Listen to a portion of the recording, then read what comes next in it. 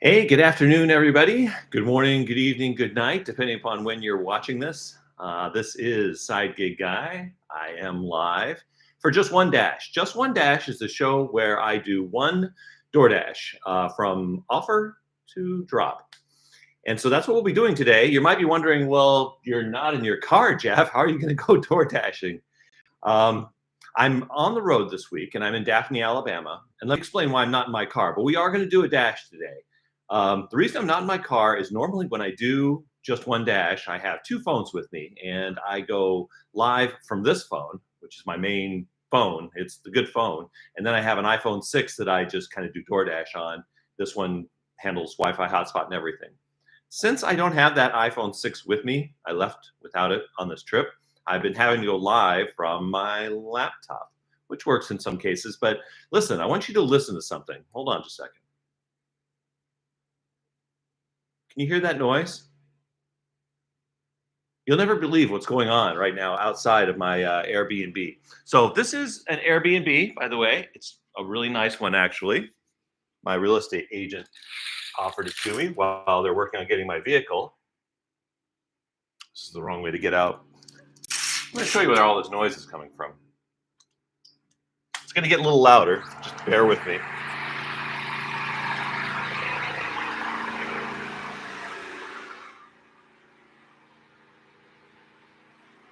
Can you guys see that?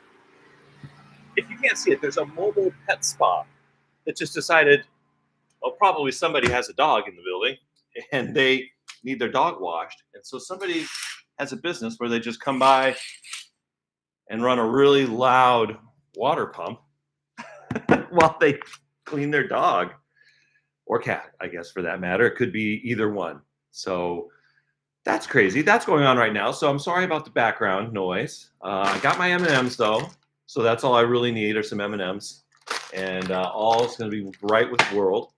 I haven't had lunch yet, but I'm not going to make lunch. That I did that one time in a video. I actually stopped in the middle of the video and made a meal and called it Cooking with Side Gig Guy. I don't think we'll do that again. That was just what I would call an experiment, maybe. I'll show you where I'm dashing at so you guys get an idea. Like I said, it's Daphne, Alabama. I'll bring up the DoorDash map here real quick so you can take a look. There you go. So you can see Daphne, Fairhope, Spanish Fort. These are all, mid-sized towns along Mobile Bay. And then to give you an idea, if you're maybe not familiar with any of those towns, Mobile, Alabama is right over there. And if you've been following my channel, you know that I'm considering a move down here.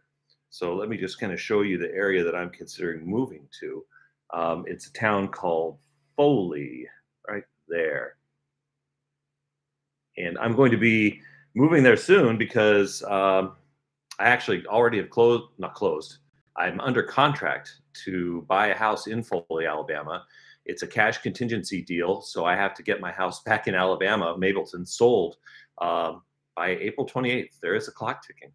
So I'll be moving there sometime in this next month or two. So you get to follow along with my stressful journey of going from point A to point B in the world and door dashing while I'm doing it. So Foley, down here you can see, is actually really close to the Gulf of Mexico and Gulf Shores. They're actually, Foley is the same as the Gulf Shores. It's all one big zone. But the zone that we're in right now is called, I think it's called like Spanish Fort, Daphne. Yeah, Daphne, Fairhope. It's a strange looking zone too, as you can see. It's sort of an upside down U or an N. It's got that huge gap in the middle, which there's really no businesses there, but there are a lot of residences there. I'm guessing that they can probably order stuff and get it delivered into that little dead zone. Here's the ratings that we have so far for today. It's the beginning of the month, so I was at 80% at the end of the month, and I've just kind of been letting it, not slip necessarily, but just go as it goes. Yeah, I wonder if everything is reversed on you guys' end. I really don't know. If it is, just hold your phone up to a mirror and you'll be able to read this perfectly carefully. Trust me. All right.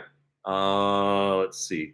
So I've been toying with the idea of doing this one as a dash by time because I think there's still some stuff to be discovered. Any of us who've been dashers for a long time and tried out dash by time have kind of went, this doesn't work. I don't like not knowing how much the offer is ahead of time. I don't like not knowing if there's a tip. Um, it's just not a good way to do. I want to be able to pick and choose the offers I want.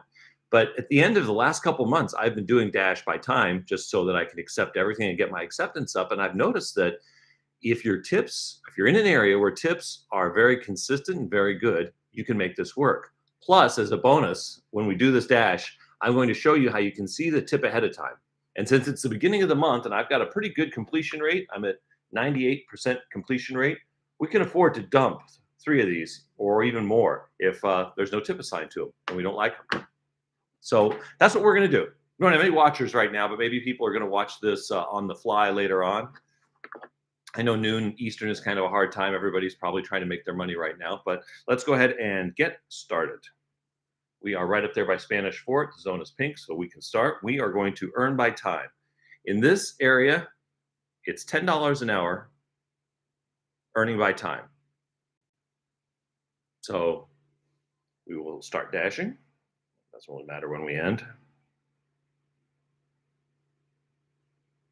And we are on the clock. There's quite a few little hot zones or previously busy hot zones.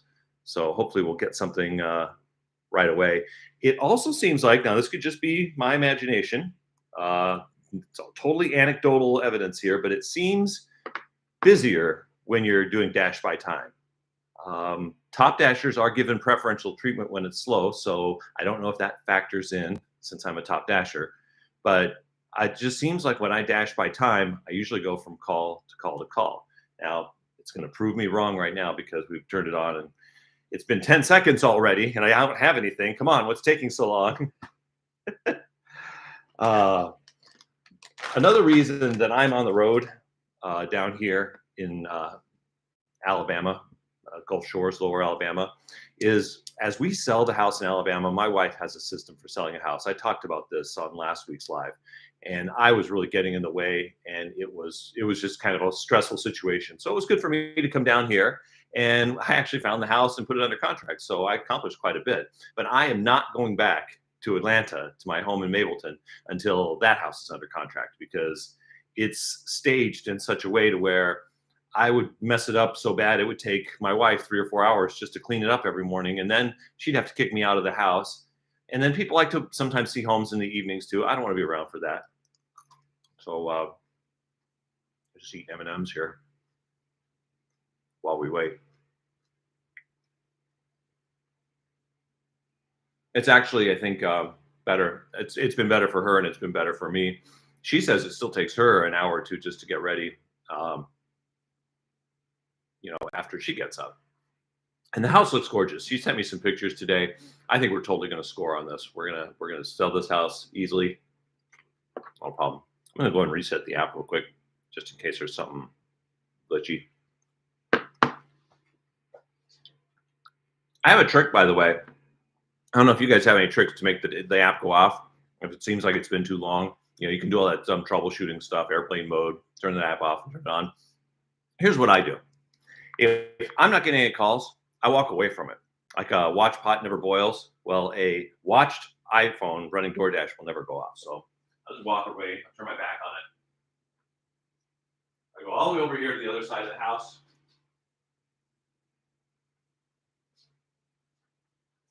Maybe I go into the bathroom. That's the perfect time for it to go off, or the worst time for it to go off.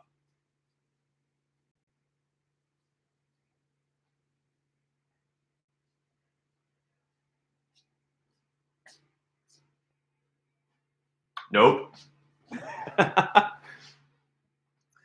That was some riveting TV there. Hey, thanks for the couple people who just joined in. We are logged in. We are in the Daphnie zone. We are going to be earning by time for this one dash, just so that I can show some techniques for being able to see the tip after you accept the offer. And then you can make a second decision as, okay, I've accepted this. Do I now really, really want to do this, or do I want to maybe drop it because it doesn't have a tip? There is a way to do it. It might not be there forever. They may close this little gap, but we'll see. I was walking around the house demonstrating my trick to make the app go off. Is I walk into the other room and ignore it, and then that's usually a good way to make it go off, or to start cooking. Anything that would cause you to be interrupted, this is a good way to do it. Oh, and of course, I'm eating M&Ms too. I get both a red and a yellow right now. Oh, and I spilled. Oh, good, none came out. I spilled 0 M&Ms. I was busy this morning. There's not a lot of 24-hour stuff in this zone, so it didn't get really busy until after 6 a.m., which is different from where I'm at up in Atlanta. But after 6 a.m., it was McDonald's, Chick-fil-A, McDonald's, Chick-fil-A, Burger King. All the usual suspects.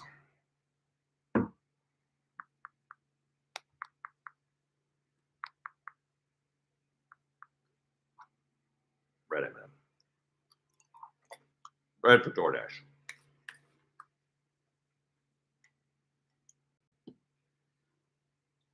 Something else I haven't proven, but I've heard from somebody. I got an email from another fellow Dasher who found the channel and said that he had a Dash where the destination was 300 miles. And obviously for $11, he wasn't going to drive 300 miles, but he went ahead and picked up. Then he called support and got the correct address and the correct information. And apparently if that's an address change, if you have to change the destination of where it's going, support will compensate you X amount of money. I think he said $5, but then it depends on if it's shop and deliver or something else. So I'd never heard of that. And I do have addresses change quite a bit. People text me and they'll want to deliver to a different address. I had no idea if I called support, I'd get a little bit of extra money. I haven't proven this out yet. I will the next time this happens. Yesterday would have been a great example. Yesterday, let's see if I can do this before we get another run in. I've already taken a lot of pictures today, but I had a delivery where it was a cash on delivery from a Pizza Hut. And Pizza Hut inputted an incorrect address into the system when they put it in. Yep, I've almost found it here. So the address that they put it into was this. I'll hold it up here. ALASH. The light to adjust there. So that address, if you were to Google it, does not exist. There is no such address. So DoorDash, for some reason, doesn't know exactly what to do with that. And so it sent me to Bob's Fun Place or something like that. And I had pizza paying cash. And so it made sense. I drove for about 5 or 10 minutes until I realized that I was driving nowhere near where the pin was. I'm like, stop. So I turn around, I cancel it out, and I start driving. I navigate towards the pin that's on the DoorDash app. So you can see where the pin is and me almost there when I took that picture. Come on, light. There we go. Also, it also wasn't where the pin was. So since not only did my navigation not know what to make of it, since this was a totally wrong address, DoorDash's application didn't know what to do with it either. So it dropped me in the heart of Daphnie, which is not where I wanted to be. I wanted to be on this street, which I took a picture of the street name so that I can Google it. But the lady, so I called the customer and I said, hey, I can't find your address. And she goes, you're not the only one.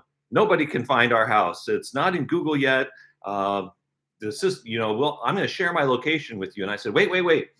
This isn't my real number because I called you from the app. What's your real number? I'll call you and then you'll have my number. Then you can share your location. Kind of a convoluted way to find somebody. But that's what she did. And I was able to find her. But that's the actual street name.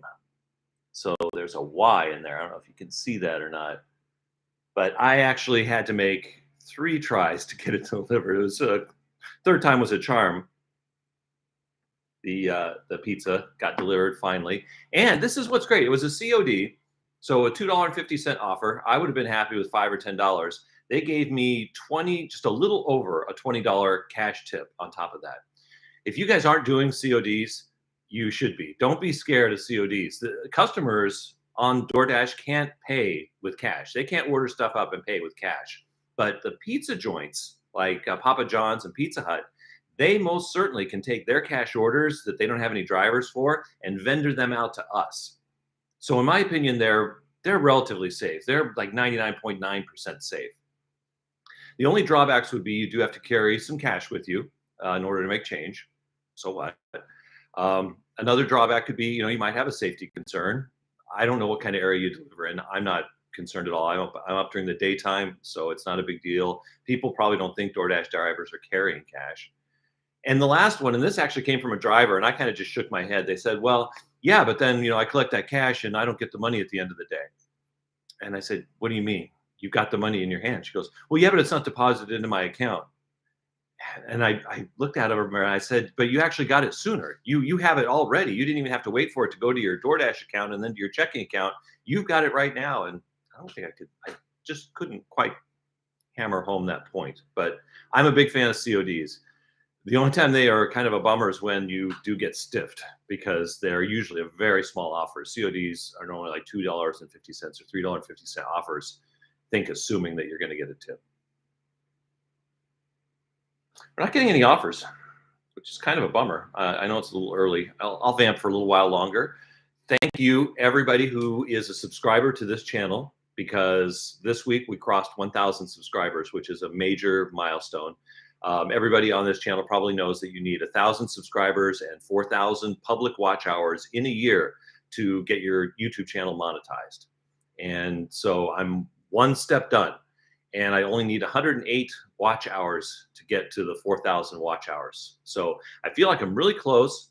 Once I get there and I go through the whole process of applying and doing all that, I'll probably make a video on it. I'm sure other people have done that. Why shouldn't I do that? Do that. And if you're a latecomer, also that noise in the background is a mobile pet grooming salon that decided to camp out right in front of my Airbnb. And lastly, the reason I'm in my Airbnb is because, oh, they just turned it off. That's so much better. The reason I'm in the Airbnb is because I'm traveling outside of Atlanta. I found a house here in Foley, Alabama, and I'm under contract with it already. We're selling. The Atlanta house goes on the market today. So all's good there. Now we just need to do the purpose of this video, why you are here and why you're watching just one dash. But in order to get just one dash, we do need somebody to order something. Our hotspots right now are rock and roll sushi, which I ate at yesterday. It was okay. The food actually tasted really good, but the atmosphere and the service seemed a little off. They just needed one more server, I think, is all they really needed. The two people that were working there were working their butts off, but they just couldn't service everybody. So I was sitting at the sushi bar waiting for the lady to come back to take my to-go order, and I just told the sushi chef, "Hey, this is what I'm going to order if you want to get started on it." And so he had it half made before she even came back.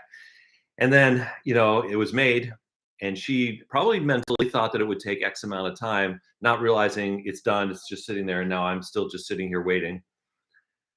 But that's okay. We just need more people. Everywhere we go, it's we're closed in the lobby because we're short-staffed. This is wrong because we're short-staffed. It's a real strange predicament that I feel is going to bring on a lot more automation. I think we're going to start seeing a real landslide of automation, because everyday people like me, I don't like to be inconvenienced. I don't like to have the lobby being closed. I don't like to have to wait 20 minutes for something because you're short-staffed. I don't want to hear that as an excuse. And businesses don't want to pay enough money to the people. People want, $50 an hour or whatever they want, so that they can work at a crappy restaurant and not just quit if they decide that they get, mad. So I get all the logic, but it only leads one way, and that's automation. It's going to lead to machines. So get ready for automated McDonald's. I'm sure they already have them. Just McDonald's, automated McDonald's, automated Burger King. You've seen probably these things before. It's just a matter of time. I give it a year or two, and they're going to be popping up, and then give it another 5 years, and they're going to be not mainstream, but they're going to be pretty standard.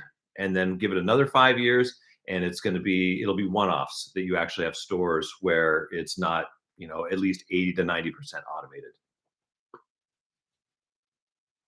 Which, as long as it's fast and efficient, I'm fine dealing with computers. My boss is a computer. This thing right here is my boss. It tells me what to do very transactionally. Hey Jeff, go do this. I'll give you $10 if you do it. I go, okay, sounds like a good deal. Or I go, no, screw you. I don't want to do that. It is the best job I've ever had in my life. Except for right now when we just sit here, we don't make any money. Kind of sucks then.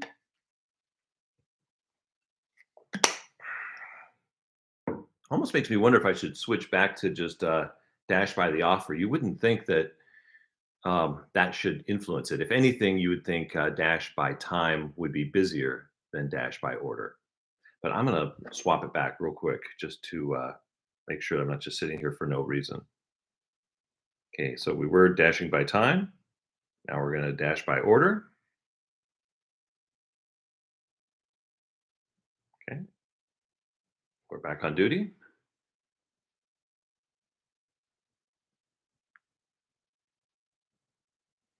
It is only 11:24 in the central time zone. Um, but while I'm here, I could modify the time and just start doing it at noon central, 1 Eastern. I might have to do that next week because if you watched this video last week, the same exact thing happened. I sat in my car and talked at the computer for 30 minutes. No orders. Which I'm not that entertaining. I'll be honest with you. I couldn't stand to watch me for 30 minutes. I'd get bored. I don't understand how my wife's been married to me for 20 years. She's got to be bored. She probably just tunes me out, would be my guess. Well, let's see. I usually try and set a clock on these for how long we're going to go. We've been live for 21 minutes now. If we don't get something in the next 3 minutes, 25 minutes, we'll go ahead and just call it a show. And we'll do just 0 dashes again. Let me switch it back to dash by time because that was really what I wanted to do was once again show an example of making dash by or earn by time work. Okay, so I'm logged back in, earning by time. It's probably that split second that I missed any orders that there were.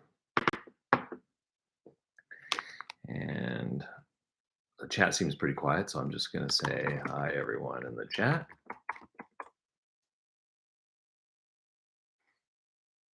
This is actually, I've never done Airbnb in my life. So this is be the second time I've done it just in 2 weeks. I came down and stayed in a hotel for the first night, but then I said, well, I'm going to be here long term. I'm going to check out this Airbnb thing. And I stayed in a really nice duplex in Foley. I'd say my only complaint would be that everything there was just older. I mean, it was an old structure, but it was clean. It was nice. It was very quiet. It was close to everything I needed it to be. So, I mean, for the money it was offering, I think it was only like $80 a night. It was spot on. I think the Airbnb thing, what probably turns people off is that cleaning fee at the end. But if you stay for, an extended time, $100, if you spread that out over 5 days, it isn't that much. It's what, $20 a day. So that would have made my stay $100 a day. And now I'm staying in my realtor's Airbnb, and she's giving me the family rate because she's one of my in-laws. In-laws? Is that right? My wife's sister's son's wife. I think I got that right. I might not have got that right. No, I didn't get that right. So my wife's brother's daughter? Yeah, something. I'm not good with genealogy. I know, I love you guys. I see you every year for Christmas, but I have no idea sometimes the connections. All right, one more minute and then we'll call it a day. There are literally busy hotspots. 1, 2, 3, 4. 4 hotspots on the map right now that have red, not previously busy, but actual busy hotspots. And I'm not getting anything. And I've reset the app already twice and reset it again. I'm not using the Wi-Fi in here, so I've done all the basic troubleshooting. Just not my day. That's one of the things people have said about Top Dasher and acceptance rate, that the algorithm is actually doing the cherry picking for you. So it very could well be that there's a lot of crappy orders out there right now, and they're just not being given to me. I don't know. I don't know how the DoorDash algorithm works. I don't pretend to. I've made some videos on how I think it works. That's it. Well, I appreciate you guys hanging out for another 25 minutes of not dashing and listening to me talk. I'm going to end the stream right now. Have a great day. Dash on.